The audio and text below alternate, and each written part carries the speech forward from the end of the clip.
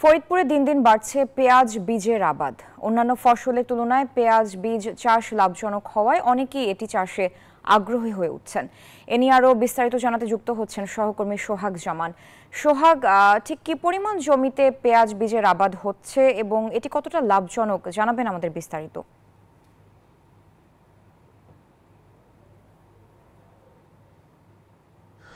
ধন্যবাদ সারা। আপনি জানেন যে সারা দেশে কিন্তু পেঁয়াজের একটি ঘাটতি রয়েছে। সেই ঘাটতি পূরণের লক্ষ্যে ফরিদপুরে বিস্তীর্ণ মাঠ জুড়ে কিন্তু কৃষকেরা পেঁয়াজ বীজের আবাদ করছেন। আমরা কৃষি সম্প্রসারণ অধিদপ্তরের পক্ষ থেকে যেটা জানতে পেরেছি, এবছর 1820 হেক্টর জমিতে লক্ষ্যমাত্রা নির্ধারণ করা হয়েছিল, কিন্তু সেই লক্ষ্যমাত্রা ছাড়িয়ে 1850 হেক্টর জমিতে পেঁয়াজ বীজের আবাদ করা হয়েছে, যা থেকে প্রায় 965 মেট্রিক টন পেঁয়াজ বীজ পাওয়া যাবে। আর এই উৎপাদিত পেঁয়াজ বীজ দিয়ে দেশের মোট চাহিদার 50% কিন্তু পূরণ হয়ে থাকে, এমনটা কিন্তু আমরা জানতে পেরেছি।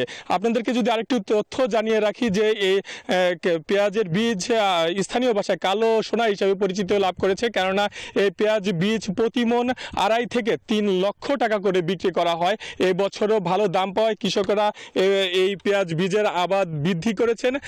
যদি এবছরও ভালো দাম পান, সেই ক্ষেত্রে কৃষকরা বলছিলেন যে আগামীতে আরো বেশি করে পেঁয়াজ বীজের আবাদ করবেন, এমনটাই কিন্তু আমাদেরকে কৃষকরা জানিয়েছেন।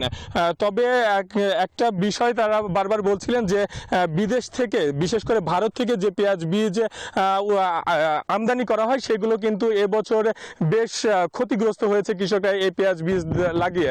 তো তারাও বলছিলেন যে পেঁয়াজ বীজ ভারত থেকে আমদানি না করে দেশীয় এই পেঁয়াজ বীজের যদি আবাদ করা হয়, বিশেষ করে সুখসাগর, কিং, নকশিকাথা, বাড়ি 1, 2, 4 এবং 6 এই জাতগুলো যদি ব্যবহার সম্প্রসারণ করা যায়, সেই ক্ষেত্রে কিন্তু পেঁয়াজের যে ঘাটতি সেটি কিন্তু পূরণ করা সম্ভব হবে বলে মনে করছেন। তো এই ছিল আমার কাছে পেঁয়াজ বীজের সর্বশেষ সংবাদ। ফিরে যাবো স্টুডিওতে আপনার কাছে। সারা। সোহাগ, আপনাকে ধন্যবাদ।